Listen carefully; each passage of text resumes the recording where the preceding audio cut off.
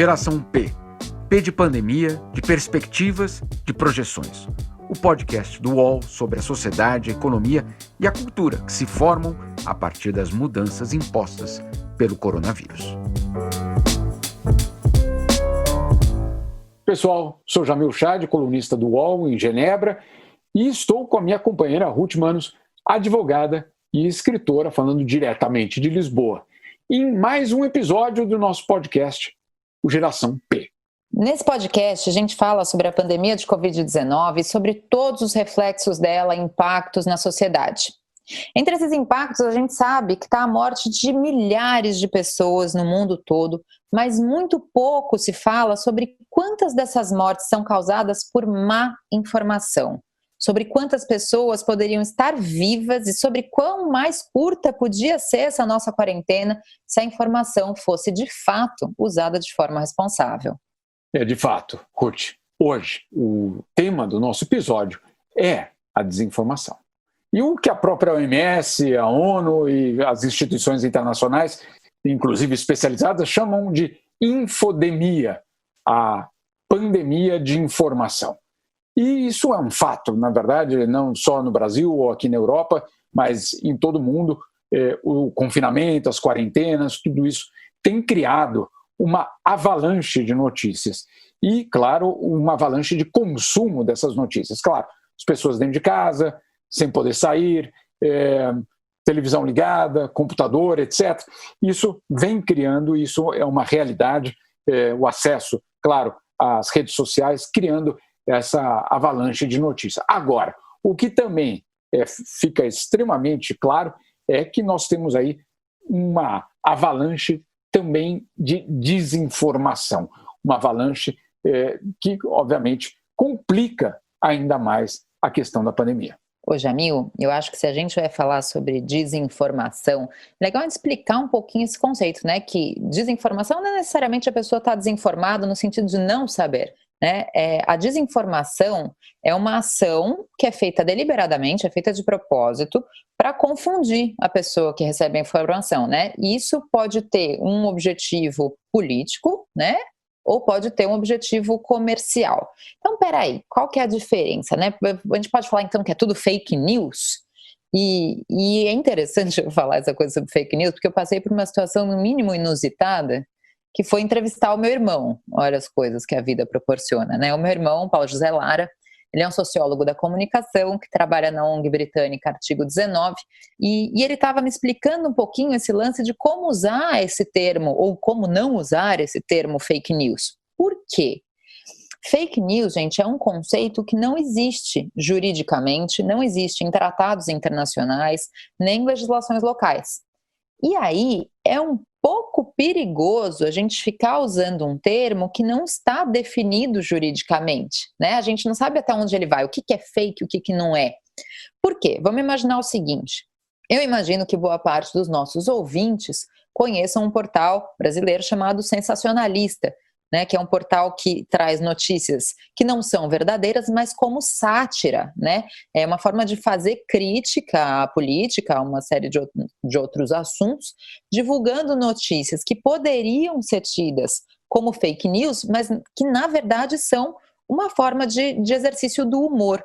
E vocês devem lembrar, quando o Gregório do Vivier veio gravar com a gente aqui no Geração P, ele comentou sobre uma pesquisa norte-americana que diz que uma parcela muito grande dos jovens americanos já se informam através do humor. Ou seja, o humor é uma parcela significativa do jornalismo.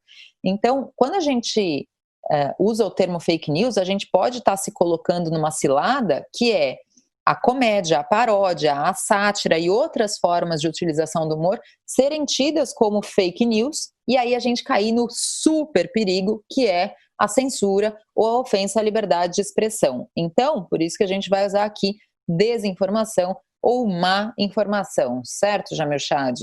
Perfeito, Ruth. De fato, tem uma parte histórica desse termo que também eu acho importante a gente colocar. Fake news é quase a tradução literal de um termo alemão, Lügenpresse, que se referia à imprensa, quer dizer, que lideranças políticas na Alemanha nazista utilizavam para deslegitimar a imprensa e para dizer, basicamente, para a população: não escutem o que dizem os jornalistas, a nossa máquina de desinformação e de, claro, propaganda vai, claro, eles não falavam de desinformação, a máquina de propaganda do regime iria fornecer a real, verdadeira verdade e que os alemães pudessem passar da Lügenpresse. É bom que já foi o passado, né? Não é? Isso faz parte do passado e eu tenho certeza que hoje ninguém recriaria um ministério de comunicação. Isso não duvido que alguém faria. Imagina, vamos, né? Por isso que a gente nem precisa falar sobre informação nesse episódio, mas vamos lá. Justamente, porque de fato, olha só, uma das descobertas, Ruth, e isso já olhando para o futuro, porque esse é um problema que eclode de uma forma muito clara já antes da pandemia. Durante a pandemia ela ganha uma proporção inédita e basicamente ela demonstra às autoridades, à justiça, etc., que de alguma forma isso vai precisar ser tratado. Por quê? Isso alguns pontos aqui eu vou colocar para a gente tentar entender a dimensão desse problema. Antes de mais nada, essa dimensão na saúde, ela não é apenas da pandemia. Já no ano passado, eu me lembro aqui na OMS, quando o governo brasileiro, imagina só, o governo brasileiro estava extremamente preocupado com a desinformação e essas campanhas de fake news nas redes sociais, porque ali era colocado uma questão fundamental, que era a vacinação, né? Campanhas contra a vacinação usando a desinformação, né? Então, o que acontecia? Governos lançavam campanhas de vacinação e essas campanhas não chegavam aos seus objetivos de cobertura, porque, claro, o desafio não era só fazer a gotinha chegar em todas as clínicas, em todos os centros de saúde, era também você superar a desinformação que cada pessoa recebia, eu não diria a conta-gotas, mas uma enxurrada, né? Então, ficou muito claro que os governos precisavam se unir para lutar pela vacinação. Imagina só, no século XXI, ainda lutando contra, na verdade, pró-vacinação diante dessa realidade. Agora, isso tudo, na pandemia, isso explodiu. Vou dar alguns dados, Ruth, só para a gente conseguir entender o que significou, o que significa a desinformação durante a pandemia. Uma fundação, a Bruno Kessler Foundation, eles avaliaram, Ruth, 112 milhões de posts. 112 milhões de posts. Desses, eles concluíram que 40%, não 4%, 40% deles vinham de fontes questionáveis, né? Então, a gente tem uma ideia aí da dimensão desse problema. No Twitter, de 178 milhões de mensagens, de posts sobre a pandemia, 178 milhões de posts sobre a pandemia, 42% deles foram gerados por robôs, né? Então, olha, não é Ruth, nós não criamos robôs em casa e ficamos disparando milhões de mensagens. Se você faz isso, você tem um objetivo político ou comercial ou até ideológico, como a gente citou. Então, vamos entender que hoje nós vivemos quase metade desse bombardeio, desses ataques, basicamente, de desinformação, vem de uma forma coordenada e deliberada, 42%. A Reuters Institute, que é um instituto ligado à agência de notícias, também aponta para a mesma direção. 1/3 das pessoas entrevistadas pelo Instituto disse que recebeu desinformação ou fake news nos seus telefones, nos seus grupos de WhatsApp. 1/3, é uma população gigantesca. Agora, também outras conclusões que a gente poderia pensar que seria mais óbvio, mas temos que colocar isso, que as pessoas que se informam pelas redes sociais estão sim mais vulneráveis a receber desinformação. Esses dados, esse que você deu da Reuters, né, que diz que 1/3 das pessoas entrevistadas recebeu desinformação, má informação, eu fico me perguntando se os outros 2/3, o que aconteceu não foi que eles não perceberam que a informação era ruim, né? Porque eu imagino assim, nos nossos ouvintes, eu não consigo imaginar alguém que diga, não, nunca me passaram nada que eu achasse que era questionável, que tivesse aí uma cara de algo distorcido, né? Então, um terço até parece pouco, o que é lamentável, era para um terço parecer muito, não para um terço parecer pouco. Sabe que estava lendo o livro do Leonardo Sakamoto e ele diz uma coisa interessante. Ele fala que a gente está vivendo a adolescência da internet. E é verdade, né? Um fenômeno histórico relativamente recente. E então todos nós estamos ainda num processo de aprendizagem, né? De como que a gente usa isso. A gente às vezes acaba usando só a forma da rede social, postar feliz aniversário, compartilhar. A gente deveria saber fazer muito mais, né, com essas plataformas. Mas enfim, e o que é importante dizer é que a própria regulação da internet ainda não é sólida, né? Ela ainda está em curso, ainda está em desenvolvimento. Eu acho importante você ter mencionado a coisa dos robôs, mas eu acho muito importante a gente falar da quantidade de conteúdo falso que a gente recebe de gente bem intencionada. Então vamos falar do famoso grupo da família de WhatsApp, Deus me livre, mas quem me dera, né? Quantas vezes a gente não recebeu ao longo dessa pandemia coisas do tipo: uma mensagem de um cientista que descobriu que o vírus não sobrevive a temperaturas de mais de 28 graus. Aí fica todo mundo indo, será? Dali a 5 minutos vem uma tia que manda falando que se beber água a cada 10 minutos, você limpa a garganta, evita a contaminação. Enfim, todo mundo sabe, né? Porque a gente está falando desde março, de um período que nem a OMS sabia o que era verdade e o que não era. Hoje em dia todo mundo sabe que nada disso era verdade. E o que é importante pensar? A intenção desses envios nos grupos de família podia até ser positiva, mas é fundamental a gente entender o risco que isso gera. As pessoas podem confiar nessas mensagens que a gente manda, né? E, por exemplo, a pessoa pensar, se eu tomar chá de erva doce, eu posso ir num bloco de carnaval em tempo de coronavírus. Então, né, estou exagerando, mas quantas vezes o conteúdo que a gente propaga não causa a insegurança das pessoas e não causa a insegurança coletiva? Se a gente colocar sobre isso o fato de que a velocidade de um post de desinformação é 6 vezes mais, basicamente uma informação, uma desinformação, ela circula 6 vezes mais rápido que uma notícia tradicional, né? Então, se você levar isso em consideração na questão específica da pandemia, você explica e começa a entender aqueles números alucinantes de quantidade de desinformação durante a pandemia.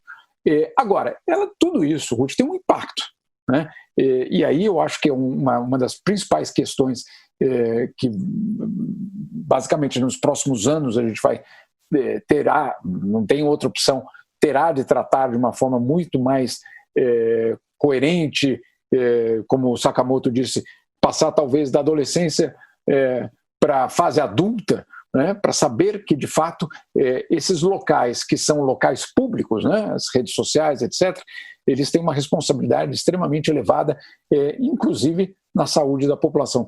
E tem um outro estudo do King's College que mostra uma relação direta entre aquela pessoa que consome desinformação e a atuação dela, o comportamento dela. Isso ficou muito claro nesse estudo, dizendo o seguinte, que quem acredita nessas peças de desinformação, nesses posts, tem uma taxa muito elevada de probabilidade de não seguir as orientações médicas das instituições, dos hospitais, dos médicos, da OMS, do seu governo. Porque, claro, não, aquilo ali eu recebi do meu amigo, né? Aquela mensagem eu recebi da minha tia, aquela mensagem eu recebi da minha sobrinha.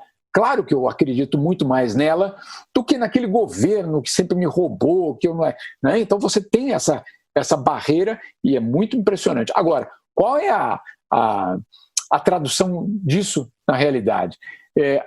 Olha só dos impactos. Isso foi no Reino Unido que eles conseguiram medir. Uma das teorias colocadas logo no início da pandemia foi de que o vírus, na verdade, Ruth, ele estava sendo gerado pela tecnologia 5G, né? Que a tecnologia 5G estava ajudando o vírus a ser transmitido, né? Vai entender. Mas, enfim, era uma teoria que rolou muito e circulou muito. O resultado disso foi que as pessoas em várias cidades europeias, com medo do 5G nas suas casas, né, da internet, da televisão, a cabo, etc., decidiram que iam passar mais tempo nas ruas. Essas pessoas que passaram mais tempo na rua, lamentavelmente, uma parte delas morreu, né?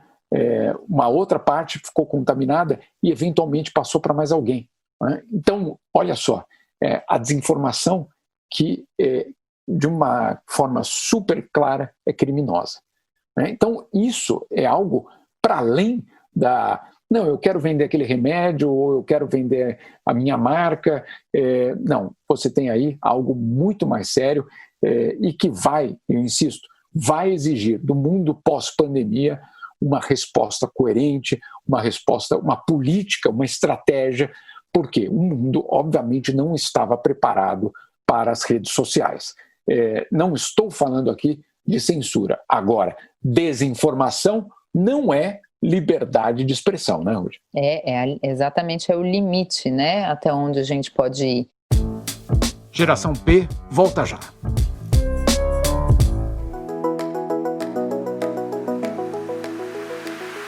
O podcast UOL Entrevista tem entrevistas exclusivas e na íntegra sobre os mais variados temas feitas por jornalistas, blogueiros e colunistas do UOL. Você pode ouvir o UOL Entrevista e outros programas do UOL em uol.com.br/podcasts, no YouTube e também nas principais plataformas de distribuição de podcasts.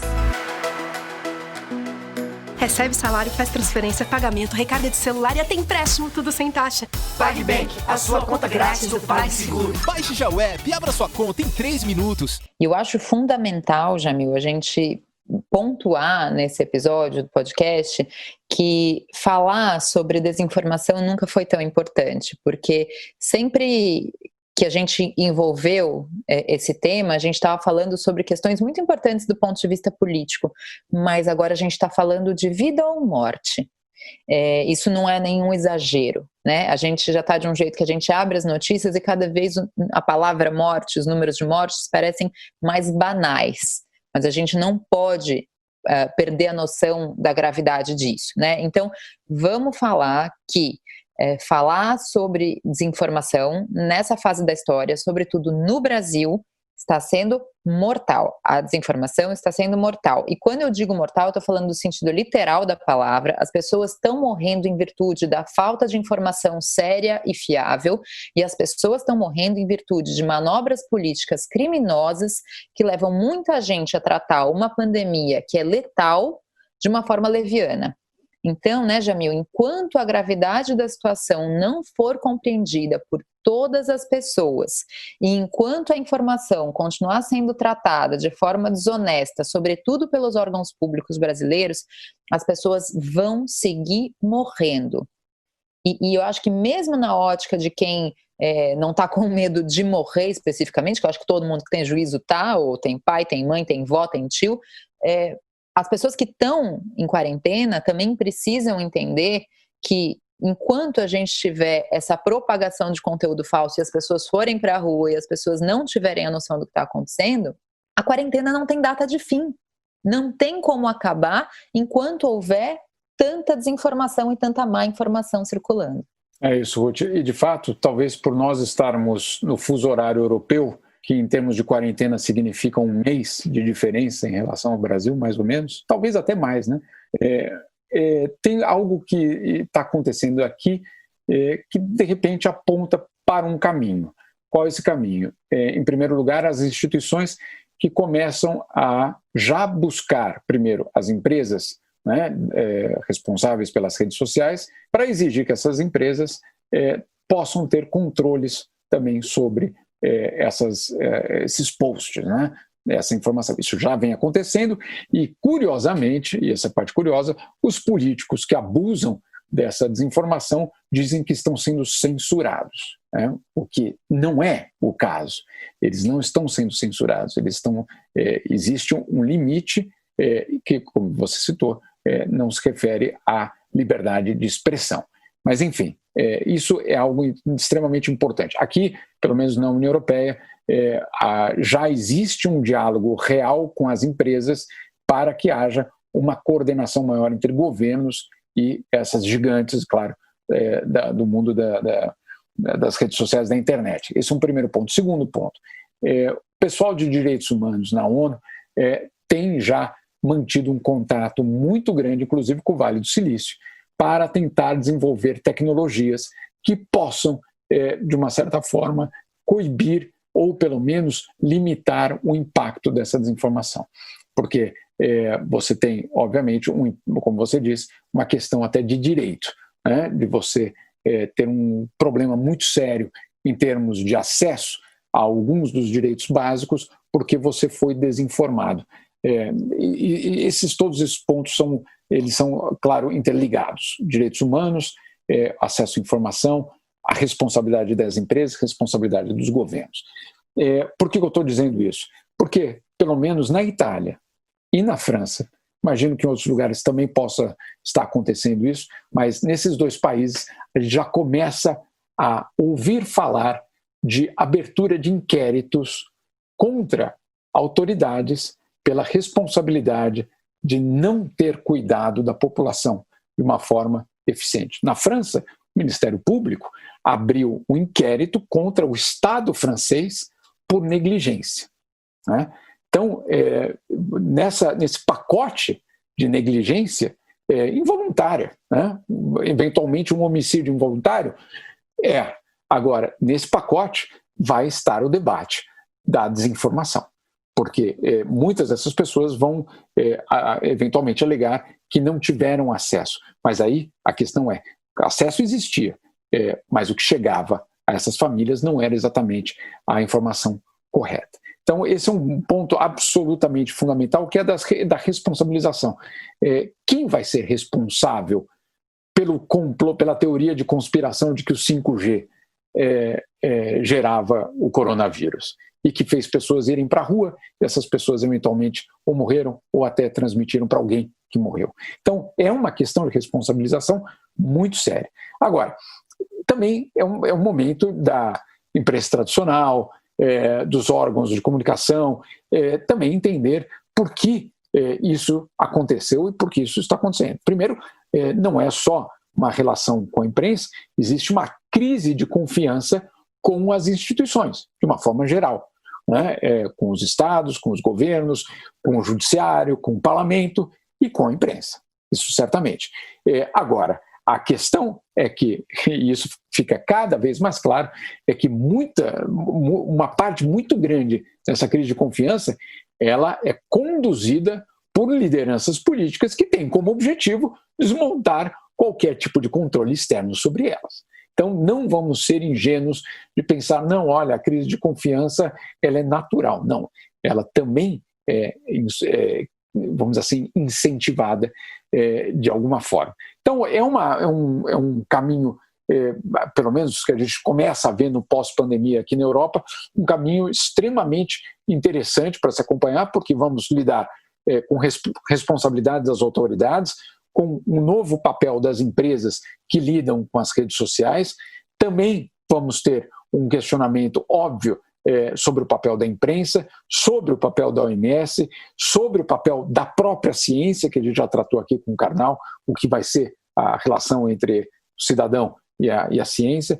E, no fim das contas, no mundo pós-pandemia, Ruth, pelo menos na minha opinião, essa equação, em algum momento, vai ter de ser olhada com uma nova lupa, com uma seriedade extra, porque já ficou muito claro nessa pandemia que desinformação mata. Jamil, eu estava lembrando aqui de quando eu estava no colegial, ou no ensino médio, né, como diz agora, e a Dani, minha professora de português, ensinou para a gente o que era metalinguagem. E metalinguagem, então, né, uma música que fala sobre a música, uma poesia que fala sobre a poesia, e aqui a gente está numa tentativa de informação falando sobre a informação. E eu adoraria que esse episódio não fosse necessário. Eu adoraria que a gente estivesse aqui, não, vamos falar hoje sobre criança, saúde mental, mas esse episódio é necessário, porque como a gente já falou em outras ocasiões, a gente está, a pandemia ela é uma panela de pressão, né? Os assuntos que estavam se desenvolvendo lentamente, cozinhando em banho-maria, de repente estão lá muito pressionados e urgentes, e eu acho que a desinformação, a má informação, a temática das fake news e a regulação da internet se torna cada vez mais urgente, é uma panela de pressão e sim, as pessoas estão morrendo não só pela Covid, mas pela má informação. E só para completar, em nenhum momento, nem eu, nem a Ruth, tenho certeza, tem qualquer ideia de que órgãos de controle chinês, censura e coisas parecidas sejam a solução, né? Obviamente, essa posição de combater a desinformação, que às vezes no Brasil ganhou uma dimensão de fla-flu, né? Nenhum momento punir a desinformação significa adotar técnicas chinesas de Partido Comunista. Liberdade de expressão, ela é absolutamente fundamental, mas a desinformação não é liberdade de expressão. Mais uma vez, retomando a nossa entrevista com o Gregório, a gente tem direito à opinião, mas a gente não tem direito aos fatos, não é isso? É isso mesmo, Ruth. E obrigado aí a todos por acompanharem. Certamente não é um tema que vai desaparecer e vamos certamente ver um mundo pós-pandemia e, por que não, que trate da desinformação de uma forma adulta agora. Geração P tem apresentação e reportagem de Ruth Manos, Jamil Chad e Juliana Bergamo. Edição de áudio de João Pedro Pinheiro e coordenação de Juliana Carpanês.